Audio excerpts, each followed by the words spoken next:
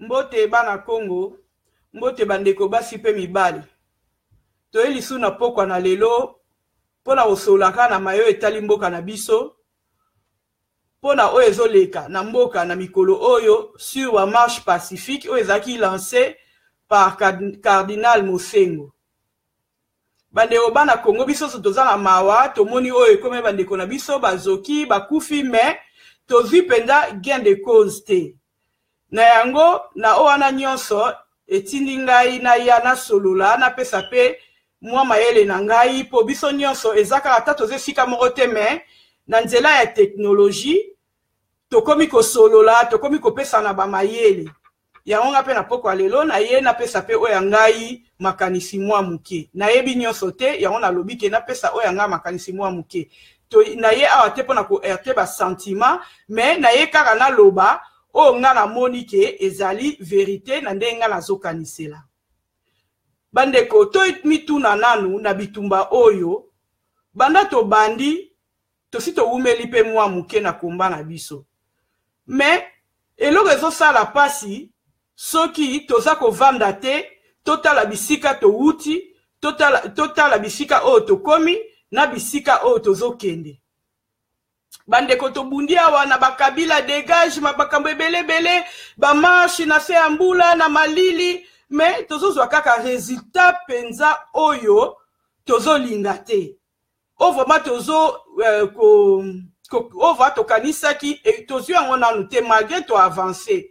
Yango ngala lingaki to meka mwa mukie ko pesa na pe mwa mayele.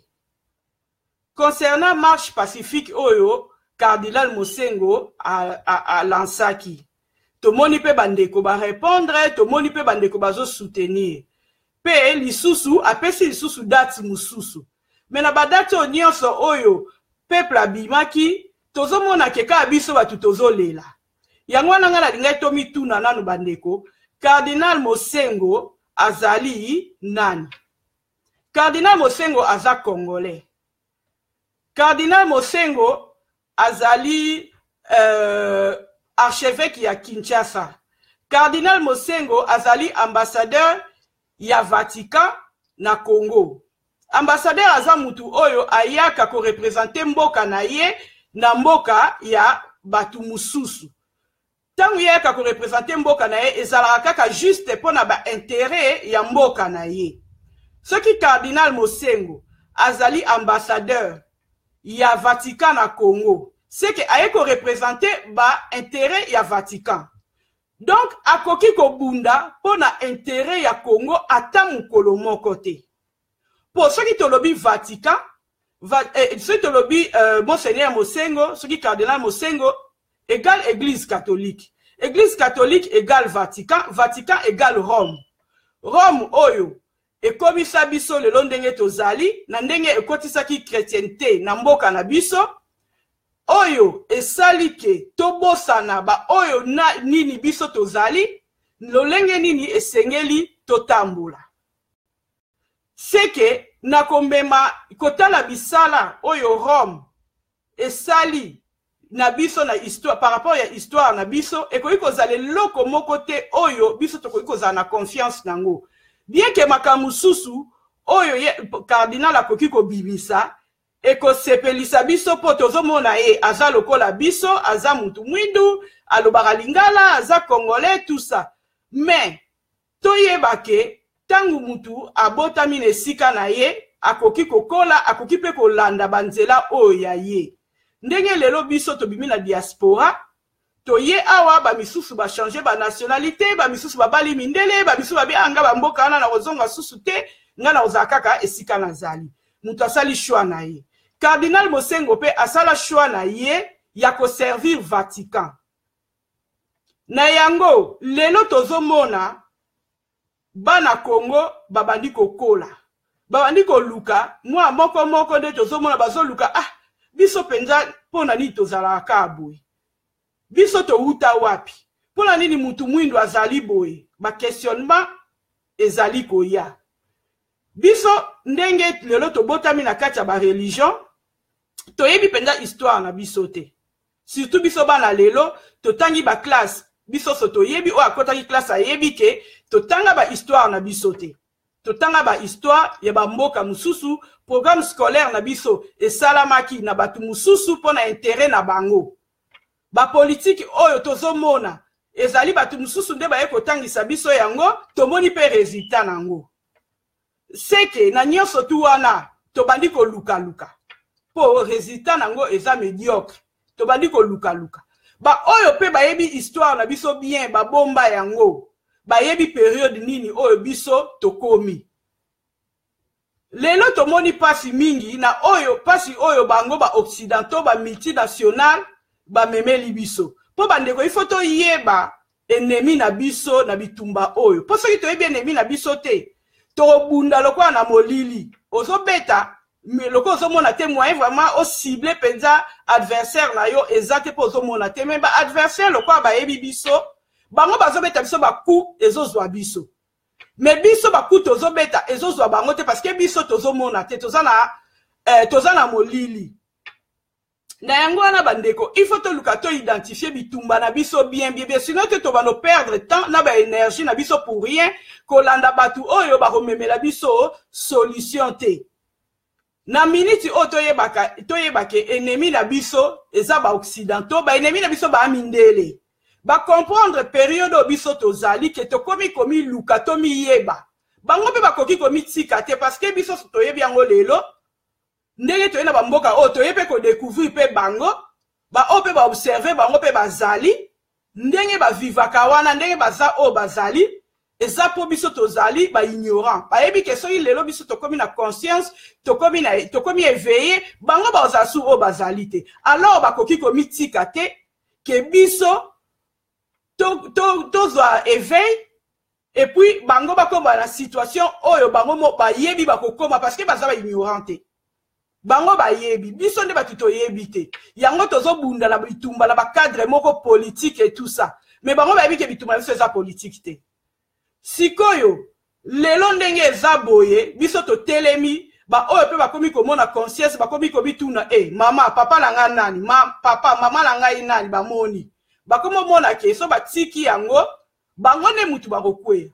Yango ana, bazako ba utiliser sikoyo, bitumba na biso, po ba moni danger, bana ba telemi, bakomi ko luka, ba yike, bano yo pe ba lakaki, ba ye. Ba o ba eko lobela bo solo pe pole pe ba ye il faut ba dévier ba sala ke bino bo zanga oyo bolingi ko sala ba telemisi cardinal Mosengo a canaliser force ou bien kanda oyo eza pour le moment na bana ya Congo.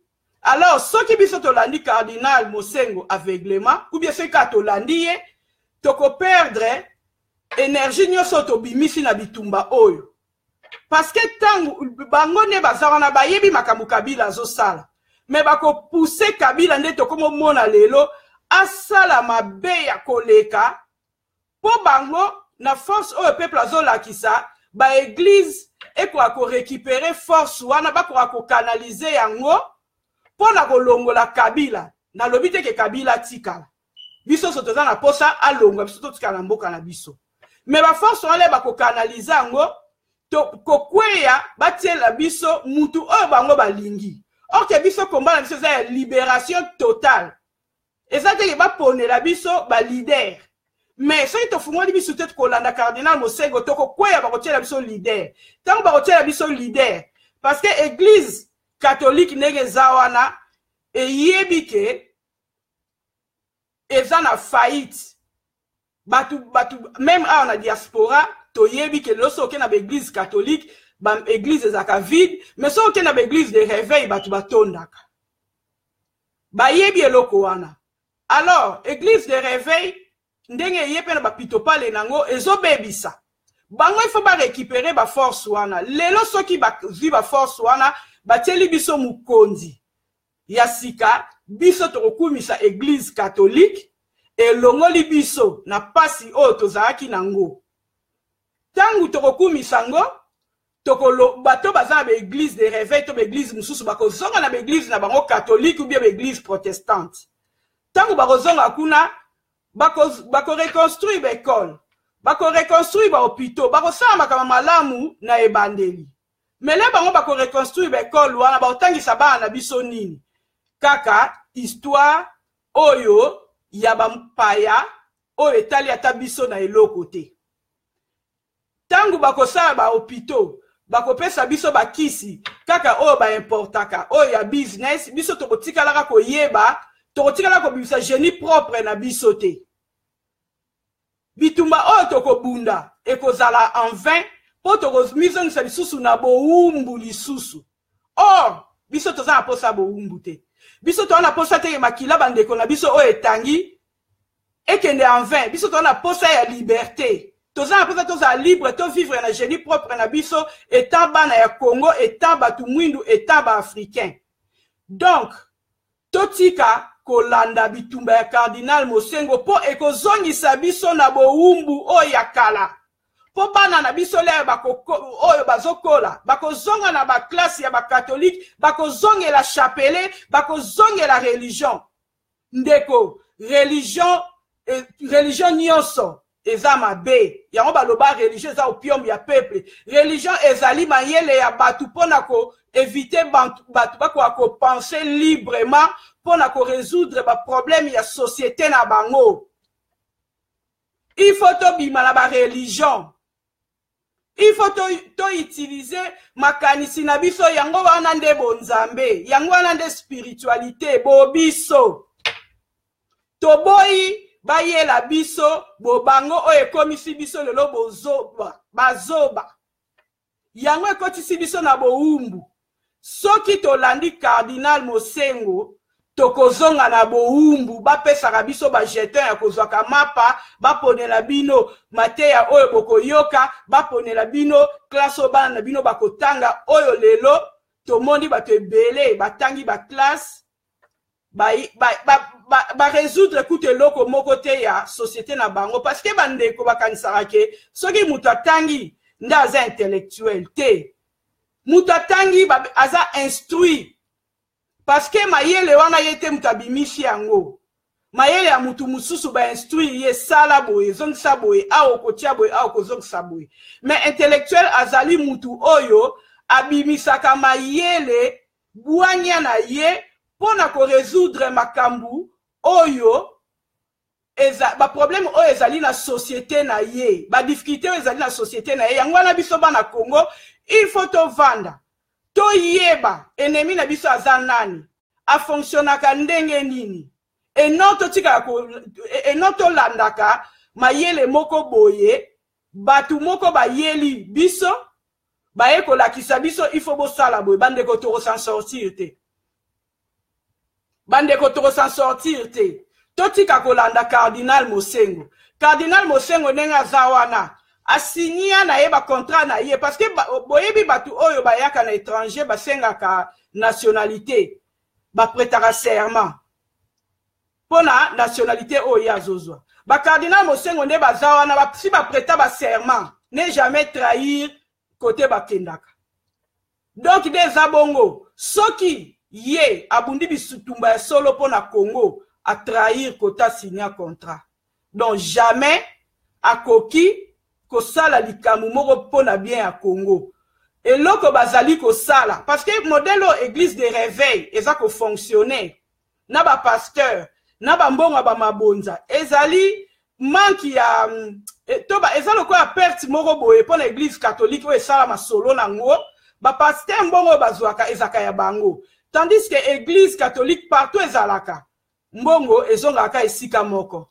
Il faut pas combattre pe église de réveil. Yangwana tangu bino bomona ki Monseigneur Mosengo o catholique babengani Kabila bangonde basungi biso na pasi yo batu bakobima na église de réveil bien que ça na ope bien te bakoya retourner la catholique bakotona na ba protestant yango wana tokozonga lisusu na bowumbu bandeko komi tangu akolamuka mituna nga na anani o yanga eza nini po biso batoto za na diaspora surtout biso batoto za na poto. Ba dimanche tozana mindele awa au moins mindele batoni sa église te mais oromona batu mwindu nde bakendaka ba église baba kipara ngote Po ba yebi ke yangwana te ezali lobiko na bango ya mutu. Réflexion, ko se poser ba question na société na bango comment to ko remédier na babiloko yango mundela zoko avancer. Biso lokwa to zelaka nzamba ko sala, nzamba sala atasa sala. Ko prier pour na Congo, ko senga nzambe asunga Congo bandeko. Na ebite soki nzambe yango azalaka. Na ndengo bokanisaka ayoka akanda. Poso to comparer ba mboka mususu. Même ya Afrique. Ba côté ya ba désert wana dit to monaka ba Tchad, ba Niger, ba Mauritanie, ba za mo ba désert bani. Bandeko boke kuna bo mona mai ya pamba. Ndenge eza précieux. Alors biso na Congo to ana nyonso to senga su nzambe nini. Tozo senga su nzambe nini. Eza tango il faut to se défendre. Mais to ko se défendre na makambu ya ba payate. Même bandeko nanga na boite. Kabila kota ina mandoki. Il faut abima na mandoki ya solo. Mais mandoki yango. Il faut to lukango libanda. To lukango supa bato bakangi biso klebo wa. Boza sûr que to ko zwa vraiment oyo bimisa biso na boumbo toza nango. Je ne crois pas. Biso mo il faut to développer bouania na biso. To yebi il faut to beta. Mais to beta ndenge nini. Il faut to développer bouania na biso. Prière pour na Congo et au sa elo côté. Lambate kene ko sambela. Soki le ko fungola miso okuta bloka olia okuta te. Ato kuti yango obanga. Po yebi ke il faut na lamba po na lia. O yo lambi obanga ngote. Oyeba ke ngam na lambi parce que sengeli na lia biloko o ya kolamba pe na sali o esengeli po na ekoma boyi. C'est que biso pe il faut to sala o esengeli po to mona gloire ya Congo. To landa cardinal Mosengo te. Botika kobelela bandeko na bino babima na badacho bango bapesi. Bazo kokele ko sopa makila ya bana pamba. Bana balongoli ko banga, bakomi ko bima. Parce que bango bayebi ke tant to lancer appel. Muto azana ko banga obima te. Muto ya bimi seke yo na salongoli ko banga. Soki biso to komi ko bomisa bango pona ba intérêt ya ba ennemi na biso. Mukolo to koma pena na vraie libération. Banani ba obunda. Po ba obatika na ndako de la kiske baba pere. Ba obabimi ba ngwala ba vaya combattant. Il faut babima na likambo yo ekobota ya solo. Na nzela cardinal Mosengo ekobota te. Cardinal Mosengo aza citoyen ya Vatican. Religion eza na po ya bruture yo. Po bo ya boyo. Cardinal Mosengo ndenge azawana jamais akoki kosala eloko pona ko bimisa Congo na pasi otozali. Kaka biso moko na mayele na biso na bokasi na biso ndeto Congo tokolonga. Et puis to bosana te bandeko. Mabele ndenge ezawana eboya mutu te. Chinois ko ya na Congo aloni. Mabele oyeba te ke chinois mutatie mbuma oyo na kobimisa nzete te non. Ezali nde mutu nde asalaka ke mboka na ekoma mboka munene mboka kitoko na musala. Donc biso ndenge ezaboye. Biso nde ifoto za la libérer. Ata tolobi Congo eza occupé, oui. Mais mabele nde na otolo bebo ya mutu te. Soki bino bakolo nango. Bino nde boza conscient ata mupaya ye. Akosa eloko te po bino boyebi limite ya mupaya eza wapi.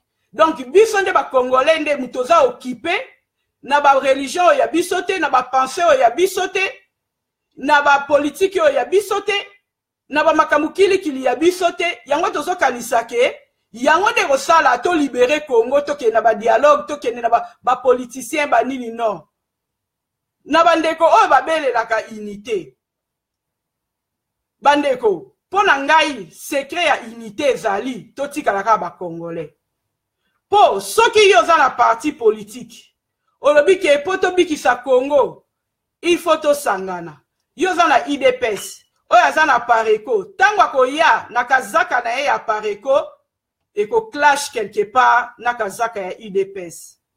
Soki yo za catholique oye na kazaka na ya catholique poto bundela Congo okuna ye na kazaka na ye ya témoin de Jéhovah poto bundela Congo quelque part religion na ye koyebisa ye ke koboma eza mabe mabele ekokende. Kasi soki to sali unité rien que parce que toza ba congolais toza en danger parce que biso nde toza en danger mabele na biso za en danger te mabele boya mutu te ba mutu te biso nde toza na danger ya kozanga mabele bana na biso nde baza na danger ya kozanga mabele biso nde batu tozali nde balobaka en voie de disparition. Donc biso nde il faut tobunda biso nde il faut totika ka ba congolais pona mabele na biso parce que avant yo okoma oyo yo zali le docteur ce qui nani obotama ina au congolais okoma docteur sima okoma soki président parti politique obotama d'abord congolais c'est que soto tika lika dénominateur commun na biso zaka Congo bandeko unité on est aux en seconde. Mais soki tozo lukana no bato IDPS basala bwe bata pare ko bazong sabwe bata catholique basabwe unité on est aux alaté. Mais soki to tika lika ba congolais sans étiquette mususu face ya binemi na biso na asite ba osali susu sanza moko na mboka na biso. Donc unité to longola na nyonso biso to komaka bana Congo nde to bundela mboka na biso bien. Mboka na biso pe to kobundela ngoka na mayele na bwania oyo ekouta na biso moko. Mais soki to bito bundela ngo na bwania oyo ya batu to kolonga te parce que batu wana nde baza na intérêt na mboka na biso yango nde bazo sala o bazo sala. Boya na ba discours politique te bandeko nanga surtout bandeko nanga ba journaliste quelque part na kumisi maele na bino kasi quelque part tant boyela biso ba analyse politique na ba mot o bozo comprendre te des fois ebungi sara peuple to ya to bwaka politique to loba etant ke bana Congo ke tozo zala na danger ya kozanga mabele tozo zala na danger lobi to ko exister te bana na biso ba kotelenga na mokili mobimba ba ozana valeur te biso mo tozo vivre na étranger lokwa ba umbu so itotalika wana na ndenge bapaya ba oke na mboka na biso akendeki mutakala na une semaine après akomi na ba compte vimba na banque akomi na bilamba ba sapatu ndenge na ndenge tandis que biso tozo nyokwa ma awa soki to raisonner ka wana bandeko na su to comprendre bitumbo bien totika na ba analyse politique totika na ba étiquette nyonso tout tozonga ka bana Congo to luka bwania mayele ennemi na biso azanani to longola ba sentiment nga mutu aboye to longola même religion to boya parce que yango ndezo sa biso to za bazoba yango ndezo sa ke bitumba na biso avancer te parce que ko iko za la chrétien tant ba ebiso ke il faut boma mutu wana pona to bikisa ba oyo yo koloba ke bible lobi na ngana boma te mais mutu wana soto tiki e akoboma 20 ya zo bunda bitumba ba liona na ba mboloko vedi il faut boma mboloko po lesa bana na e donc il faut boma yo po mokili na e vivre yo pe il faut boma ye po yo vivre matondo bandeko butu malamu.